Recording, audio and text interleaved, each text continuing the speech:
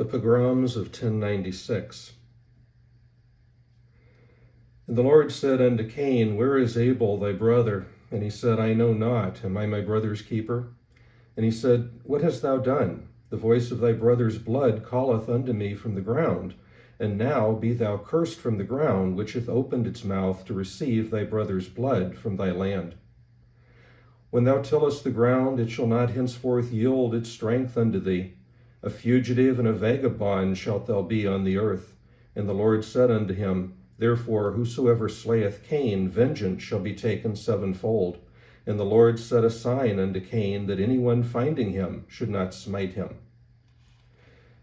From these words, anti-Semitism was born and grew from the patriarchal age to the Roman period and on into the Middle Ages, where the Fourth Lateran Council in 1215 declared that the Jews were a race of outcasts, branded with the mark of Cain.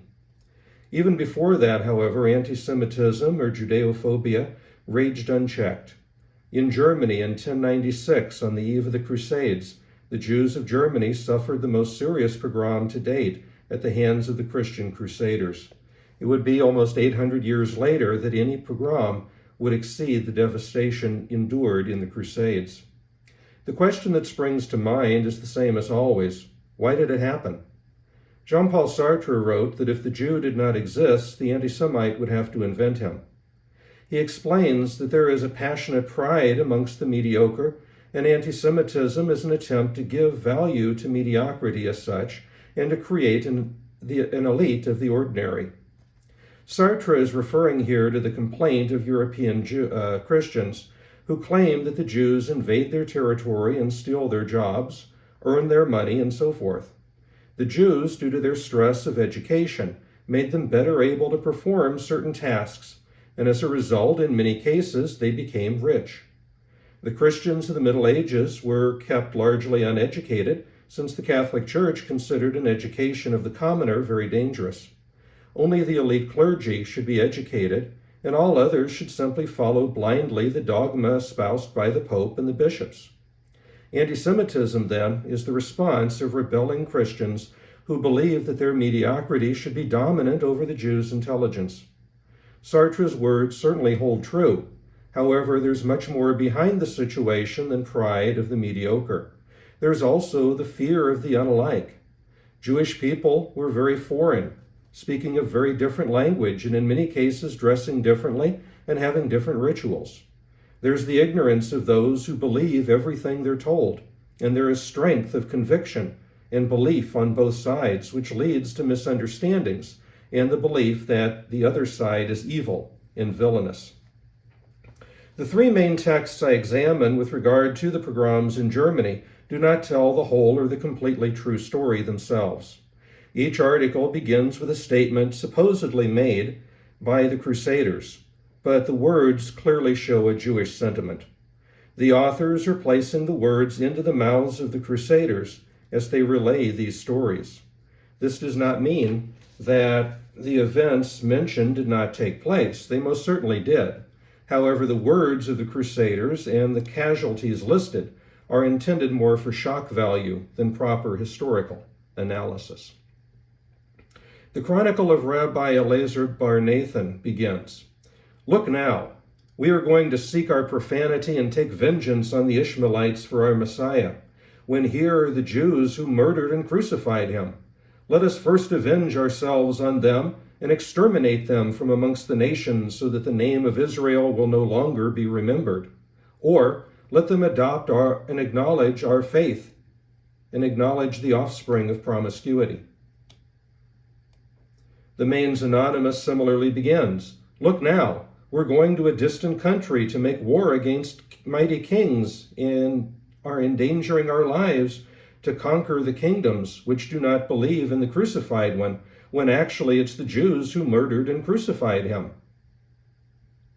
And finally, in like manner, the lengthy Chronicle of Solomon bar Simson begins.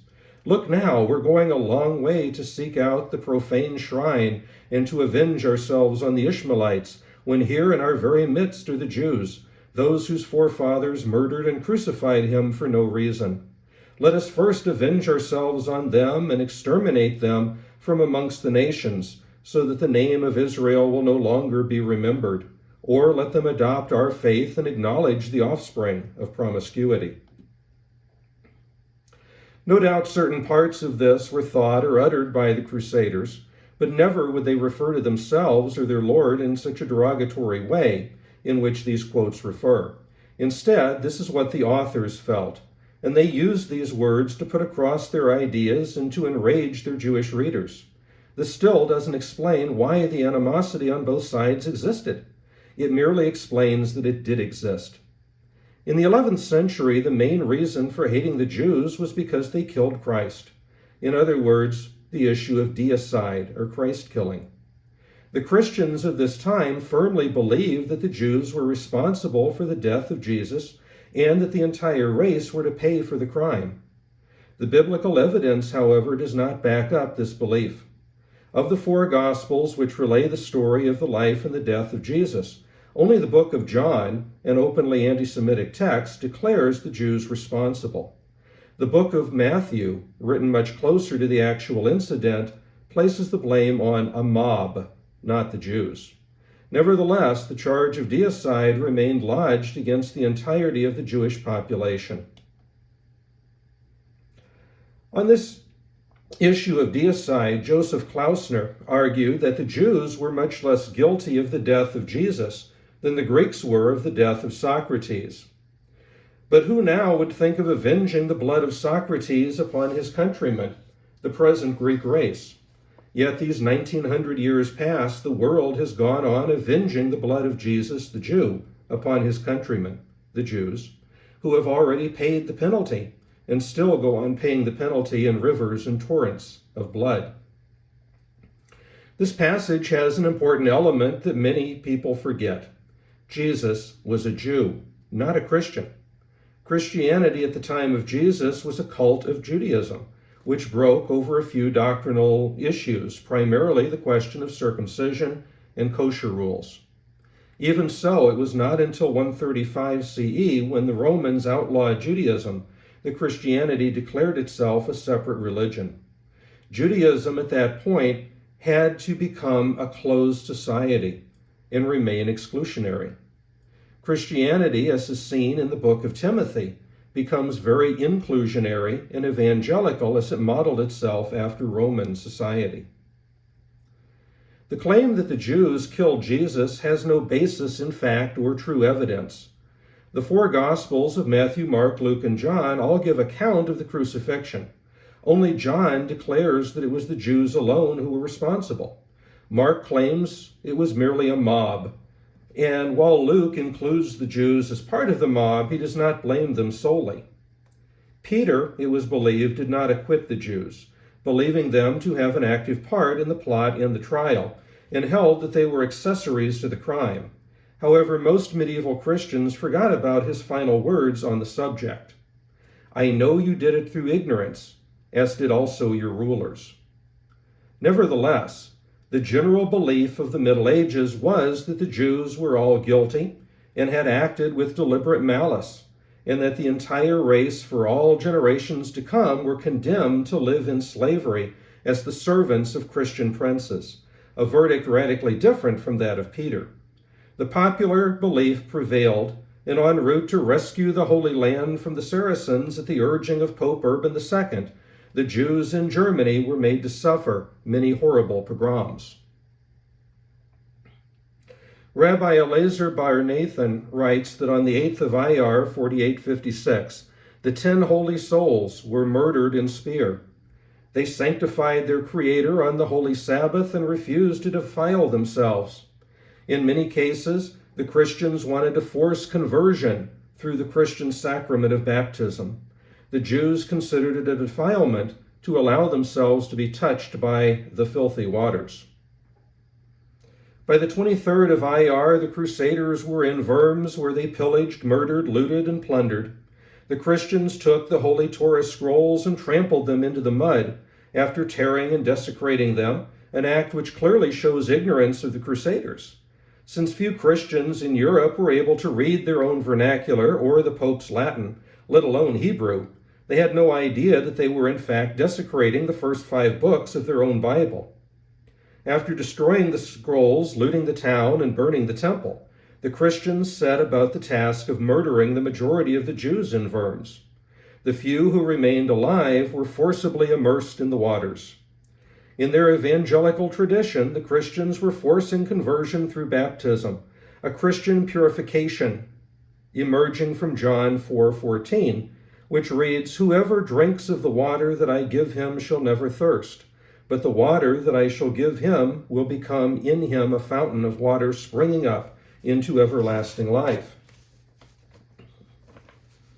The Jews, who never canonized the New Testament into their belief, steadfastly refused what they considered a defilement by taking refuge in a mere human being. Instead, they clung tightly to the Shema and slaughtered themselves wholeheartedly, accepting the judgment of heaven upon themselves, and as they yielded up their souls to the Creator, they cried out, "Shema Yisrael Adonai Eloheinu Adonai Echad."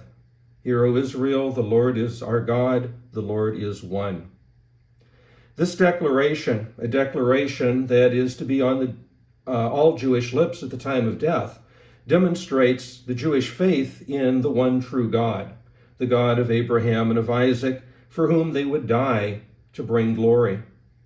The Christian stance of accepting the Holy Trinity is taken as a blasphemy against the one true God. The Trinity declares that there are three divine entities, not just one. Jesus cannot be the Son of God, for that would make him a God as well, and again violate the Shema. So rather than accepting this defilement, the Jews of Worms chose a martyr's death for Kaddish Hashem. Bar Nathan continues his chronicle with the attack at Mainz on the 3rd of Sivan. The Crusaders came at them, killing women and children, young and old alike. In response to this, the Jews showed no sign of fighting back. Eastern Jews specifically have a long history of non-aggression and assume that whatever happens is God's will. So again, rather than face defilement by the enemy, the women slaughtered their own sons and daughters, men slaughtered their wives and children, and they accepted heaven's judgment. On the 5th of Sivan, the enemies rose in Cologne to loot, plunder, and destroy the synagogues. They removed the Torah scrolls and desecrated them in the streets. Already the pattern of the Crusaders becomes noticeable. On St. John's Day, Bar Nathan writes that Samuel and his 2 sons were slain, and their bodies were defiled by being dragged through the streets and trampled. Then the bodies were hung at the entrance of their home to mock and humiliate them. The next day, all the men of Evelinghofen were slain, and on the 4th of Tammuz, all 300 Jews in Eller agreed to slaughter themselves rather than submit to Christian defilement. As the situation of the invaders got worse, the solutions of the Jews became more drastic.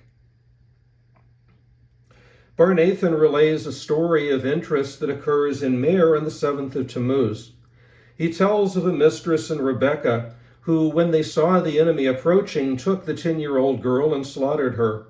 Then they took hold of the tender child who had been born that week, compassionately wrapped him in swaddling clothes, and cast him down from the tower in which he was imprisoned.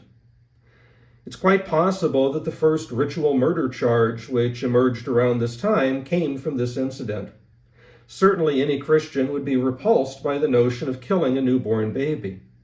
So when they first hear this, the powers that be did their best to villainize the act and perhaps created the first part of the triple libel against the Jews.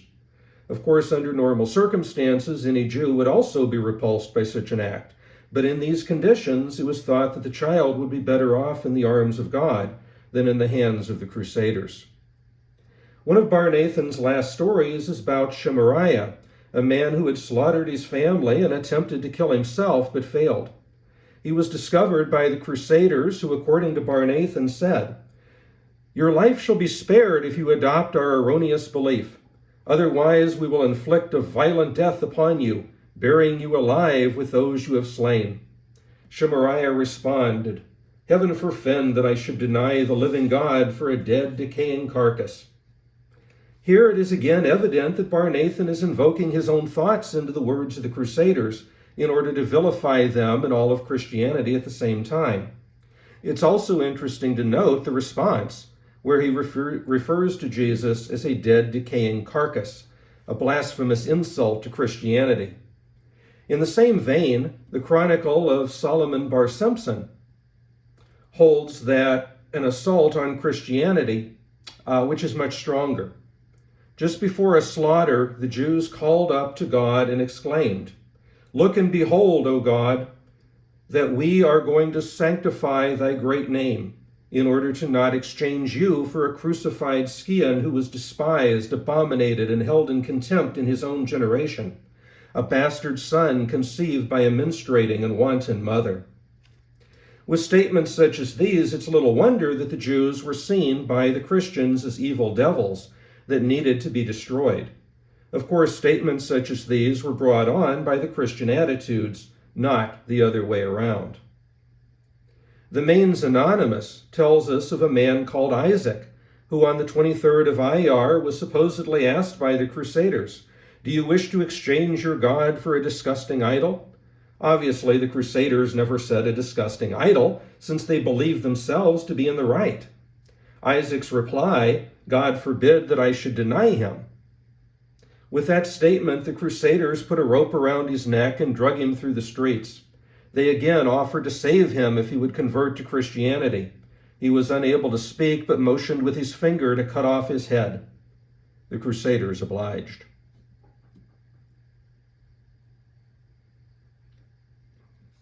The Chronicle of Solomon bar Simson is much longer and elaborate than either Bar Nathan's or the Mainz Anonymous. It's been suggested that Simson is the parent article for the other two, although it's possible that all three could have come from some further document. There are some minor discrepancies on numbers, but with medieval accounts this is not unusual. The point is that the three chronicles are trying to make is that the Crusaders en route to Jerusalem stopped in Germany, where they tried to convert or destroy the Jewish population. It's questionable which group is actually responsible for more Jewish deaths, the Crusaders or the Jews themselves. As these three documents have shown, the Jews as a whole would rather die for Kaddish Hashem, sanctifying the name of the one true God, than to live and accept Christianity. The Bar Simson Chronicle explains this attitude with the following passage. "Woe for our youth, for we were not given the privilege of seeing it produce offspring, and we have not attained old age. Nevertheless, let us now fall into the hands of the Lord, who is God, trustworthy and merciful King. It is better for us to die here for his great name and walk with the righteous in the Garden of Eden than to fall into the hands of these impure, uncircumcised ones and be forcibly defiled by them with their evil waters." How many people would have this conviction? How many people would make this choice?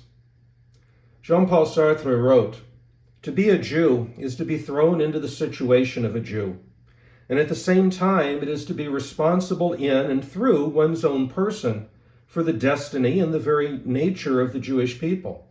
For whatever the Jew says or does, and whether he have a clear or a vague conception of his responsibilities, it is as if his acts were subject to a Kantian imperative, as if he had to ask himself before each act, if all Jews acted as I am going to, what would happen to Jewish life? And to the question he asks himself, he must make reply, alone and unaided, by choosing himself. The Jews of Germany made the decision that they felt they had to make, and this decision had to be commemorated as well as publicized and encouraged, which is why it is my contention that these chronicles were written not so much as honest history of what happened, but instead to glorify it and to enrage its readers into action. It allowed people to know what went on, and with its pointed language, it clearly shows who was at fault. The chronicles were not histories, but rather propaganda pieces. This is not to say that the events did not happen. There's certainly enough historical evidence to prove that they did. However, the relation of those events in these chronicles may be highly romanticized. In response to this suffering endured by the Jews in the First Crusade and the call for papal protection from certain people, Pope Innocent III raised the Constitutio Pro Judaeus in 1120. It prescribed four main protections. 1. No Christian shall use violence to force the Jew to be baptized. 2. No Christian shall presume to wound, kill, or rob any Jew. 3. No one shall disturb them in any way by sticks or stones while they celebrate their festivals. And 4. No one shall presume to desecrate their ceremonies or to exhume bodies there buried with the object of extorting money. The protection was essentially the Jews may be persecuted, provided they're not persecuted too much. Unfortunately, one additional line was added, which stated that the charter applied only to those Jews who have not presumed to plot against the Christian faith. By the Second Crusade, it happened all over again. And from there, regardless of attempts at papal protection, the persecution and vilification of the Jews continued on. Their nonviolent response to this opposition is due to their strength, conviction, and belief in the one true God. The Mainz Anonymous explains, "Happy are we if we fulfill his will, and happy is he who is slain or slaughtered and dies attesting the oneness of his name." This is the attitude the Jews held, yet the Christians thought them evil. Which of these groups are truly righteous, adhering to God's will, and which has been led astray by ignorance and papal contrivance?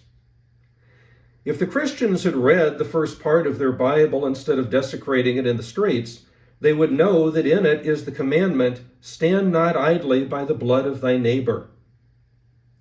The Crusaders never understood that, and as a result, historians must now study the pogroms of 1096 and remember the lessons learned by the slaughter and the sacrifice of thousands of righteous innocents.